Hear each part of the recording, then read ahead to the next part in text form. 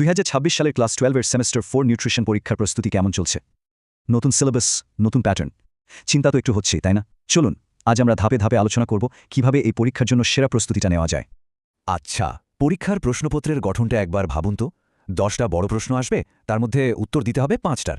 শুনে মনে হতে পারে বা অর্ধেক প্রশ্ন তো ছেড়ে দেওয়ার সুযোগ আছে, কিন্তু এখানেই একটা কিন্তু আছে। যদি কোনো একটা অধ্যায় পুরোপুরি বাদ দিয়ে দেওয়া হয়, তাহলে এমনও তো হতে পারে যে কমন প্রশ্নের সংখ্যা 5টারও কমে গেল। তাই অযথা ঝুঁকি না নিয়ে পুরো সিলেবাসটাই ভালো করে তৈরি করা বুদ্ধিমানের কাজ। তো চলুন সরাসরি প্রথম অধ্যায় দিয়ে শুরু করা যাক, গর্ভাবস্থা ও শিশুপুষ্টি। দেখা যাক এখান থেকে কোন কোন বিষয়গুলোই আমাদের বিশেষ করে জোর দিতে হবে। এই অধ্যায়ের একেবারে কেন্দ্রবিন্দুতে রয়েছে মাতৃস্বাস্থ্য। এখান থেকে প্রশ্ন আসতেই পারে যে গর্ভাবস্থায় পুষ্টির চাহিদা হঠাৎ করে বেড়ে যায় কেন, বা ধরুন রক্তাল্পতার মতো সমস্যা এড়ানোর জন্য একজন গর্ভবতী মায়ের ডায়েট চার্ট কেমন হওয়া উচিত। এই ধরনের প্রশ্নগুলো কিন্তু খুব গুরুত্বপূর্ণ। আর শিশুপুষ্টির কথা উঠলে যে টপিকটা বাদ দেওয়া যায় না সেটা হলো কোলোস্ট্রাম, এর গঠন, এর গুরুত্ব। এই বিষয়গুলো থেকে কিন্তু প্রায় পরীক্ষায় প্রশ্ন আসে।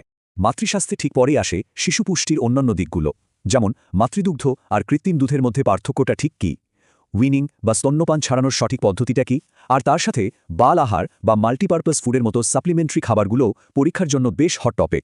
বেশ, এবার আমরা আসছি পরের অধ্যায়ে, পথ্য ও ডায়েট থেরাপি। বলে রাখি, এই অধ্যায়টা কিন্তু বেশ বড়, কারণ এখানে বিভিন্ন রোগের ক্ষেত্রে ডায়েট ম্যানেজমেন্ট নিয়ে বিস্তারিত আলোচনা করা হয়েছে। দেখুন, এই অধ্যায়ের একটা বড় অংশ জুড়ে আছে আমাদের জীবনযাত্রার সঙ্গে সম্পর্কিত রোগগুলো, মানে লাইফস্টাইল ডিজিজ, যেমন ডায়াবেটিস, হাইপারটেনশন বা হাই ব্লাড প্রেশার, ওবেসিটি। এই ধরনের রোগের ক্ষেত্রে ডায়েট ম্যানেজমেন্ট কীভাবে করতে হয় সেখান থেকে প্রশ্ন তো আসবেই। তবে শুধু লাইফস্টাইল ডিজিজ নয়, এর পাশাপাশি যক্ষা বা টিউবারকুলোসিস, পেপটিক আলসার, জন্ডিস বা গাউটের মতো রোগের জন্য ডায়েট থেরাপি কেমন হবে সেটাও এই অধ্যায়ের অংশ। মানে বুঝতেই পারছেন, এই অধ্যায় থেকে প্রশ্নের পরিধিটা কিন্তু বিশাল। এরপর আসছি আর একটা খুব গুরুত্বপূর্ণ অধ্যায়, অভাবজনিত রোগ ও কর্মসূচি। এই অধ্যায়টার বিশেষত্ব হলো এখানে শুধু রোগগুলো নিয়ে আলোচনা করা হয় না, বরং সেই রোগগুলো আটকানোর জন্য যে সরকারি প্রোগ্রামগুলো আছে সেগুলোর ভূমিকাও তুলে ধরা হয়। একটা উদাহরণ দিলেই ব্যাপারটা পরিষ্কার হয়ে যাবে। ধরুন রক্তাল্পতা বা অ্যানিমিয়া, এর লক্ষণগুলো কী কী এবং এটা প্রতিরোধের জন্য যে জাতীয় কর্মসূচি মানে NNAP সেটার কাজটা কী। রোগ আর তার প্রতিরোধ কর্মসূচি, এই সংযোগটা বোঝা খুব জরুরি। অ্যানিমিয়ার পাশাপাশি প্রোটিনের অভাবে হওয়া PEM, ভিটামিন এর অভাবে কী হয়, বা আয়োডিনের অভাবে হওয়া গলগণ্ড রোগের মতো বিষয়গুলো দেখতে হবে। আর অবশ্যই এই রোগগুলো প্রতিরোধের জন্য যে কর্মসূচিগুলো আছে সেগুলো কিন্তু সমান গুরুত্বপূর্ণ।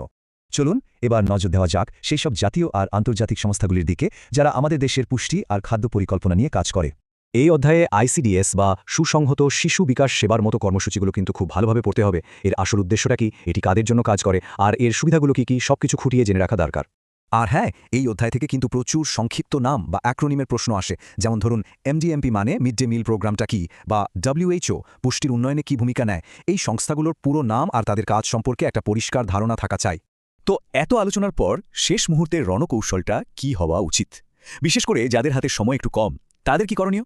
মূল কথাটা আবারও একবার মনে করিয়ে দিই, শুধু কয়েকটা গুরুত্বপূর্ণ প্রশ্নের ওপর ভরসা করে যাওয়ার দিন কিন্তু এখন আর নেই। নতুন পরীক্ষা পদ্ধতিতে এই ঝুঁকিটা নেওয়াটা একদমই বুদ্ধিমানের কাজ হবে না।